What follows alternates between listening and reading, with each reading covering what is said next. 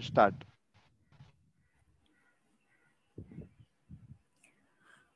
नमस्कार विद्यार्थी मित्रांनो, बृहन्मुंबई महानगरपालिका ऑनलाईन वर्गात मी आपले सगळ्यांचे सहर्ष स्वागत करते. मी प्रिया नितीन उपासनी माहीम मनपा माध्यमिक शाळेत सहाय्यक शिक्षिका म्हणून कार्यरत आहे. आज आपण उपयोजित लेखन प्रकारात निबंध लेखन, पत्रलेखन, मुलाखत लेखन या गोष्टीचा नेहमीच अंतर्भाव होतो. तर या उपयोजित लेखन प्रकारातील आज आपण सारांश लेखन हा प्रकार अभ्यासणार आहोत. उपयोजित लेखन प्रकारातला सारांश लेखन गुण 6. आजच्या धावपळीच्या जगात आपले म्हणणे थोडक्यात व मुद्देसूद मांडणे महत्वाचे असते. एखादी मोठी गोष्ट कोणी ऐकून घेत नाही. शिक्षक जेव्हा मोठा धडा शिकवतात तेव्हा तुम्हालाही वाटतं ना की धडा लहान असावा. मग सारांश लेखन म्हणजे काय? तर सारांश लेखन म्हणजे आपल्याला असे म्हणता येईल की एखाद्या विस्तृत लेखनाला त्याचा संपूर्ण आशय लक्षात येईल अशा पद्धतीने संक्षिप्त रूप देणे म्हणजे सारांश लेखन होय. परत एकदा बघा त्याची व्याख्या. एखाद्या विस्तृत लेखनाला संक्षिप्त रूप देणे म्हणजे सारांश लेखन होय. मग हे कौशल्य विकसित करण्याच्या दृष्टीने सारांश लेखन या घटकाचा इयत्ता 10वीच्या पाठ्यपुस्तकात अंतर्भाव करण्यात आलेला आहे. मग आता आपल्याला जर सारांश लेखन करायचं असेल तर त्या सारांश लेखनाच्या पायऱ्या कुठल्या हे आपण बघूया. सारांश लेखनाच्या पायऱ्या. प्रथम, दिलेल्या परिच्छेदाचे वाचन. प्रथम जो परिच्छेद दिला आहे तो काळजीपूर्वक वाचणे आवश्यक आहे. आपल्याला बऱ्याच वेळा काळजीपूर्वक वाचायची सवय नसते. आपण जर परिच्छेद काळजीपूर्वक वाचला तर सारांश लिहायला नेहमी सोपा जातो. म्हणून दिलेल्या परिच्छेदाचे वाचन होणे हे अतिशय महत्वाचे आहे. दुसरं, परिच्छेदातील आशयाचे आकलन होणे. दिलेल्या उतार्यातील प्रमुख विचार, मुद्दे, वैशिष्ट्यपूर्ण कल्पना याची नोंद करावी. नंतर त्या लक्षात घेऊन या गोष्टी आपल्या सारांशामध्ये उतार्यातील विषयाच्या अनुक्रमाने आपल्या शब्दांमध्ये मांडाव्यात. म्हणजे सारांश लेखन करताना आपल्याला काय करायचं आहे? आपले हे जे विचार, मुद्दे, वैशिष्ट्यपूर्ण कल्पना याची अगोदरच नोंद घ्यायची आहे म्हणजे तो सारांश सोपा आणि सुटसुटीत होईल. तिसरा भाग याच्यात जो येतो किंवा तिसरी पायरी आपण म्हणू मध्यवर्ती विचार जाणून घेणे. परिच्छेदात नक्की काय सांगायचं आहे हे आपल्याला समजायला हवे. आशय, विषय आपल्याला जर नीट कळला तर नक्की आपल्याला काय हवंय हे सारांश लेखन करताना आपल्याला नेहमीच कळतं. म्हणजे मध्यवर्ती विचार जो आहे की या लेखकाला नक्की काय सांगायचंय, त्या परिच्छेदातला मुख्य विचार काय आहे हे जाणून घेणं अतिशय महत्वाचं आहे. चौथी पायरी आहे समजलेला विचार स्वतःच्या शब्दात थोडक्यात मांडणे. आता आपण ज्यावेळेस सारांश बघतो त्यावेळेस आपल्याला काय कळतं? आपण तो सारांश वाचणार आहोत पण उगाच नुसतं काही विद्यार्थी काय करतात की उदाहरणं, दृष्टांत, दाखले नुसताच भलामण त्याची करत बसतात. पण असं कधीच करायचं नसतं. उगाच दिलेली उदाहरणं, दृष्टांत या गोष्टी आपल्याला नेहमीच टाळल्या पाहिजेत. मग आपल्याला नेमकं काय कळलंय हा विचार स्वतःच्या शब्दात मांडणे म्हणजे दिलेल्या परिच्छेदातून आपल्याला कळलेला विचार हा स्वतःच्या शब्दात मांडल्यावर ते सारांश लेखन जे आहे ते सारांश लेखन अतिशय प्रभावी ठरते. मग आता इथे टीप बघा काय दिलेली आहे. कमीत कमी शब्दात सारांश लिहिणे व त्यातून परिच्छेदातील आशयाचा पूर्ण अर्थ प्रतिबिंबित होणे महत्वाचे आहे. म्हणजे कमीत कमी आपण शब्दात काय करायचं आहे, त्या मोठा उतारा ज्यावेळेस आपल्याला दिलेला आहे त्या उतार्याचा आपल्याला कमीत कमी शब्दात सारांश हा करायचा आहे, की जेणेकरून त्या व्यक्तीला, ज्या परीक्षकाला आपलं म्हणणं काय आहे, आपण तो योग्य सारांश केलाय की नाही हे समजणं जास्त महत्वाचं आहे. मग कृतीपत्रिकेत आपला सारांश लेखन हा जो भाग आहे तो मगाशी मी सांगितल्याप्रमाणे 6 गुणांना आहे. प्रश्न क्रमांक 5 मध्ये अ भागात पत्रलेखन तर दुसऱ्या भागात सारांश लेखन असते. पत्रलेखन किंवा सारांश लेखन या 2 कृतीपैकी तुम्ही कुठलीही एक कृती सोडवू शकता. मग आता कृतीपत्रिकेसाठी आपण बघूया. मग कृतीपत्रिकेच्या अनुषंगाने आपल्याला हा सारांश लेखनाचा आशय कसा असेल, की सारांश लेखन कसा असेल बघा. सारांश लेखनाचा उतारा 100 ते 120 शब्दांचा असायला हवा.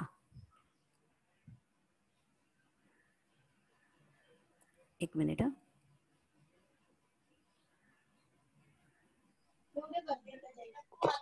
सारांश लेखनाचा उतारा हा 100 ते 120 शब्दांचा असेल. हॅलो सर, कोणाचा तरी आवाज येतोय. हॅलो हॅलो, तुम्ही चालू ठेवा मॅडम. हा, चालू. कृतीपत्रिकेचा आपण विचार करूया. तर कृतीपत्रिकेसाठी सारांश लेखनाचा उतारा हा 100 ते 120 शब्दांचा असेल.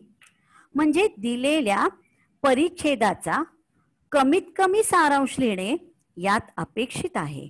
म्हणजे मुद्दा तोच न ठेवता मूळ आशय काय आहे, लेखकाला काय सांगायचे आहे हे समजूनच आपल्याला सारांश हा लिहायचा आहे. दुसरा भाग, दिलेल्या परिच्छेदाचा थोडक्यात म्हणजे कमीत कमी शब्दात सारांश लिहिणं हे अपेक्षित आहे. आपल्याला जर का हा उतारा 100 ते 120 शब्दांचा दिला असेल तर त्याच्या निम्मे आपल्याला या शब्दात काय करायला हवं, सारांश लिहिणं हे अपेक्षित आहे. बऱ्याच वेळा मुलं काय करतात, थोडं पहिल्या ओळीतनं, थोडं दुसऱ्या ओळीतनं, थोडं तिसऱ्या ओळीतनं असा घेऊन नेहमी सारांश लिहिला जातो. पण मुळात तसं करणं हे खूपच चुकीचं आहे. आपल्याला काय करायचंय, म्हणून परिच्छेदाचं जे वाचन आहे आणि त्या वाचनातून आपल्याला काय कळलं हे समजणं महत्वाचं आहे आणि कमीत कमी शब्दात सारांश लिहिणं हे अपेक्षित आहे. तिसरा भाग जो याच्यात येतो तो म्हणजे परिच्छेदाच्या सारांशातून संपूर्ण आशय लक्षात येणे अपेक्षित आहे. की कमीत कमी शब्दात जास्तीत जास्त आशय मांडणे हेच खऱ्या अर्थाने सारांश लेखनाचं महत्वाचं कौशल्य आहे. चौथा जो भाग आहे तो म्हणजे, हे चौथी पायरी म्हणू आपण, सारांश लेखनाची मध्यवर्ती कल्पना स्वतःच्या शब्दात मांडणे अपेक्षित आहे. मग अशी आता मी तुम्हाला सांगितल्याप्रमाणे की बऱ्याच वेळा आपल्याकडनं काय होतं की पहिल्या ओळीतलं थोडं, दुसऱ्या ओळीतलं थोडं असं आपण इकडून तिकडून घेऊन तो सारांश कसा तरी लिहितो. पण मुळात मध्यवर्ती कल्पना स्वतःच्या शब्दात मांडणे यातच सारांश लेखनाचं यश अपेक्षित आहे. पाचवी पायरी, परिच्छेदाचे कधीही शब्द मोजून नोंद करणे आवश्यक आहे किंवा परिच्छेदाचे वा सारांशाचे शब्द मोजून नोंद करणे आवश्यक नाही. कधीही शब्द मोजून आपण नोंद करायची नसते. मग सारांश म्हणजे काय हा प्रश्न जर का तुम्हाला विचारला तर आपण असं म्हणू की लेखकाचे विचार हे थोडक्या शब्दात मांडणे, आपल्या भाषेत लिहिणे हाच सारांश लेखनाचा मूळ हेतू आहे. जेव्हा आपण चित्रपट बघतो ना तेव्हा आपण काय करतो, या 3 तासाचा आपण चित्रपट बघतो, पण मित्राला किंवा मैत्रिणीला तुम्ही ज्यावेळेस त्या चित्रपटाची कथा सांगता त्यावेळेस तुम्ही तेवढा 3 तासाचा चित्रपट सांगता का? अजिबात नाही. तेव्हा आपण काय करतो, त्या चित्रपटात नेमकं काय आहे, त्यानंतर तिथली पात्र काय आहे, मग ती कथा काय आहे, या गोष्टी आपण नेहमीच सांगत असतो. म्हणजे 3 तासाचा हा जो चित्रपट आहे तो कमीत कमी शब्दात, कमीत कमी वाक्यात आपल्याला कसा सांगता येईल हे आपल्याला नेहमीच सांगायचं असतं. आता हे झालं चित्रपटाचं. ज्यावेळेस आपण मोठं पुस्तक वाचतो, कादंबरी वाचतो, त्यावेळेस आपल्याला काय होतं की ही जी कादंबरी आहे किंवा पुस्तक आहे ते आपण सगळं 100-150 पानांचं वाचलं, पण सांगताना मात्र आपण तसं करणार आहोत का? काही करतोय का आपण की जी सगळी आहे की ही जी पुस्तक आहे ते संपूर्ण मी 100-150 पानांचं करते, या 100-150 पानं मी तशीच सांगते? अजिबात नाही. आपण काय करतो की त्या पुस्तकात काय आहे, लेखकाने काय मांडलेलं आहे, लेखकाचा विचार काय आहे हे थोडक्यात समोरच्या व्यक्तीला सांगतो. की या पुस्तकाचं उद्दिष्ट, समाजावर होणारा परिणाम, लेखकाने मांडलेला विषय, तो विषय समाजाला कसा असे, तो विषय समाजाला कसा आहे, तो विषय समाजासाठी कसा आवश्यक आहे, या आणि इतर गोष्टी या खरंच महत्वाच्या आहेत. आता लक्षात घ्या, पत्रलेखन आणि सारांश लेखन या दोन्हीपैकी आपल्याला एक कृती करायची आहे. पण जर का तुम्ही बघितलं तर पत्रलेखनापेक्षा सुद्धा सारांश लेखन लिहिणं हे अतिशय सोपं आहे. मूळ वाक्याचा, मूळ परिच्छेदाचा जर का तुम्हाला अर्थ कळला आणि स्वतःच्या शब्दात जर का तुम्ही त्याची नोंद घेतली तर सारांश लेखनात मार्क मिळणं हे अतिशय महत्वाचं आहे, अतिशय सोपं आहे. मग सारांश लेखनासाठी आपल्या पाठ्यपुस्तकातीलच एका कृतीचा आपण आज अभ्यास करूया. सारांश लेखन नमुना कृती. खालील उताऱ्याचे सारांश लेखन करा. मी उतारा वाचते. आपले जीवन सुखी, समाधानी आणि यशस्वी व्हावे असे प्रत्येकाला वाटत असते, पण तसे होत नाही. उलट सर्वत्र पाहिले असता दुःख मणभर, सुख कणभर हाच अनुभव येतो. पण तसे का होते? मानवी जीवनात अहंकार हा राक्षसच सर्व समस्या निर्माण करतो, कारण तो सूक्ष्म रूपातही असतो आणि स्थूल रूपातही. जोपर्यंत माणसाच्या ठिकाणी अहंकार आहे तोपर्यंत त्याला ज्ञान प्राप्त होणे कठीण. माणसे अहंकाराचा फुगा कळत नकळत फुगवतच असतात. अज्ञानाला आलेला आकार म्हणजे अहंकार, या अज्ञानाचा नाश झाल्याशिवाय माणसाला सत्याचा आणि सुखाचा साक्षात्कार होणे शक्य नाही. म्हणून माणसाला सुखी आणि समाधानी जीवन जगायचे असेल तर अहंकारावर लक्ष केंद्रित करून त्याला ताब्यात ठेवले पाहिजे. अहंकारी माणूस निसर्गाला जिंकण्याची भाषा बोलतो तेव्हा तो हे विसरतो की माणूस सुद्धा निसर्गाचा घटक आहे. आता हा आपण सारांशाची ही जी कृती आहे ती वाचली. विद्यार्थी मित्रांनो, एक नेहमी लक्षात ठेवा की सारांश लेखनाची ही जी कृती आहे किंवा हा सारांश लेखनाचा जो आपल्याला दिलेला उतार आहे तो नेहमी आपल्याला त्या उतार्याचं 2 वेळा वाचन करणं हे अतिशय आवश्यक आहे. हा मी उतारा वाचला, मग आता त्याचा सारांश कसा करायचा बघूया. पुढील उतार्याचा सारांश. प्रत्येक माणसाला दैनंदिन व्यवहारात सुख समाधानाऐवजी प्रचंड दुःखाचा अनुभव येतो. याचे कारण म्हणजे माणसामध्ये असलेला अहंकार रूपी राक्षस होय.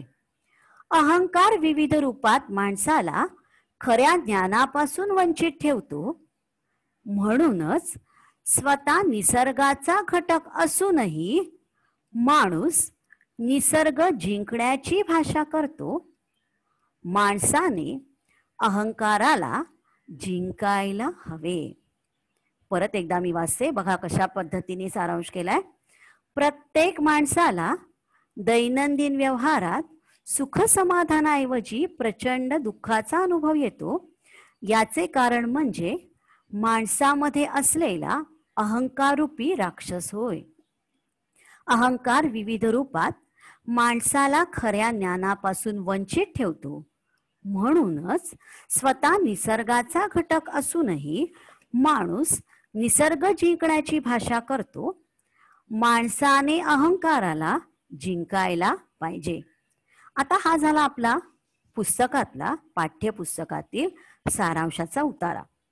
पण आता तुम्हाला मी जरा वेगळा उतारा वाचून दाखवते. आता त्या उतार्याचं वाचन कसं करायचंय हे नीट लक्ष ठेवून ऐका.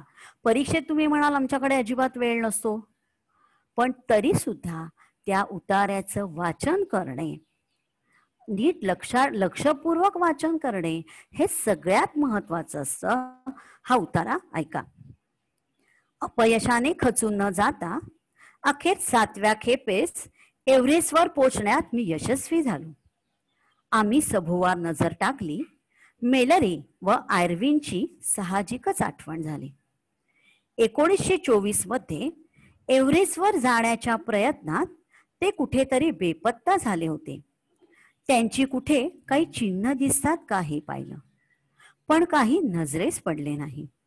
जगातील त्या सर्वोत्तुंग हिमशिखरावर एव्हरेस्टवर गेल्या 33 वर्षात आमच्या आधी कित्येक शूर आणि थोर गिर्यारोहकांनी चढून जाण्याचा प्रयत्न केला होता.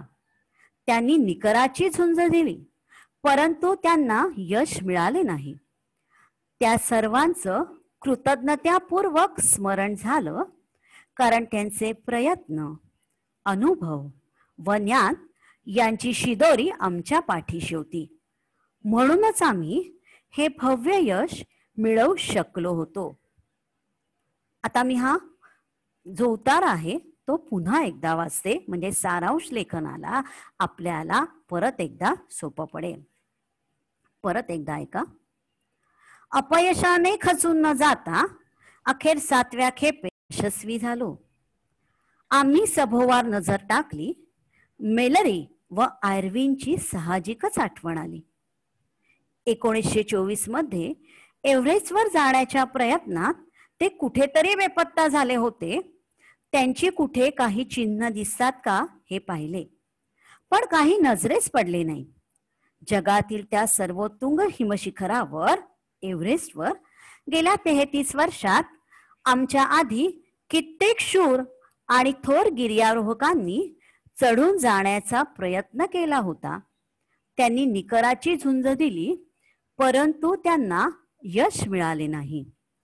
त्या सर्वांचे कृतज्ञतापूर्वक स्मरण झाले, कारण त्यांचे प्रयत्न, अनुभव व ज्ञान यांची शिदोरी आमच्या पाठीशी होती. म्हणूनच आम्ही हे भव्य यश मिळवू शकलो. परत दुसऱ्यांदा आपण या उताराचं वाचन केलंय. मग आता याचा सारांश नीट ऐका. आपलं हे जे श्रवण कौशल्य आहे ते श्रवण कौशल्य ही अतिशय महत्वाचं आहे. म्हणूनच मी तुम्हाला हा उतारा न दाखवता फक्त त्याचं श्रवण करायला लावते, तुम्हाला ऐकायला लावते आहे. आता याचा सारांश ऐका.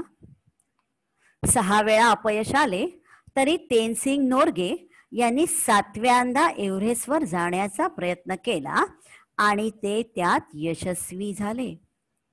तेव्हा त्यांना पूर्वी प्रयत्न केलेल्या व अपयश आलेल्या सर्व गिर्यारोहकांची आठवण झाली, कारण त्यांच्या अनुभवातून आपल्याला हे यश मिळाले असे एव्हरेस्ट विजयी तेनसिंग मानतात. बघा, आता त्यांनी काय सांगितलेलं आहे की किती म्हणजे आपण वाचलं. सगळा जो उतारा आहे तो जो उतारा आहे त्या उतार्याचं आपण वाचन करून त्याच्यातनं मूळ तो सारांश काढलेला आहे आणि हेच महत्वाचं आहे. मग विद्यार्थी मित्रांनो, तुम्ही ज्यावेळेस हा असा सारांश करता त्यावेळेस हा अतिशय सोपा असणारा जो प्रश्न आहे तो मुळात मी तुम्हाला सांगितल्याप्रमाणे आपली ज्यावेळेस प्रश्नपत्रिका येते त्यावेळेस त्या प्रश्नपत्रिकेत आपल्याला नेहमीच त्याचं वाचन करून त्यांनी काय सांगितलेलं आहे आपल्याला तो सारांश काय लिहायचा आहे हे ज्यावेळेस तुमच्या लक्षात येईल त्यावेळेस हा सारांश लेखनाचा प्रश्न जो आहे तो सगळ्यात महत्वाचा आहे. मग आता परत एकदा बघा, सारांश लेखन म्हणजे परत काय की दिलेल्या परिच्छेदाचं आपण थोडक्या शब्दात काय करणार आहोत, सारांश लेखन करणार आहोत. परिच्छेदाचा संपूर्ण आशय सारांश लेखनात अपेक्षित आहे. स्वतःच्या भाषेत सारांश लेखनाची मांडणी करणे हे सगळ्यात महत्वाचं आहे आणि या वरील सर्व मुद्द्यांचा विचार करून या परीक्षेत एकत्रित गुणदान केले जाते आणि मग या 6 गुणांपैकी तुम्हाला जर का तुम्ही या सगळ्या गोष्टींचा लक्षपूर्वक विचार केला तर खऱ्या अर्थाने तुम्हाला जास्तीत जास्त गुण मिळवता येतील. धन्यवाद.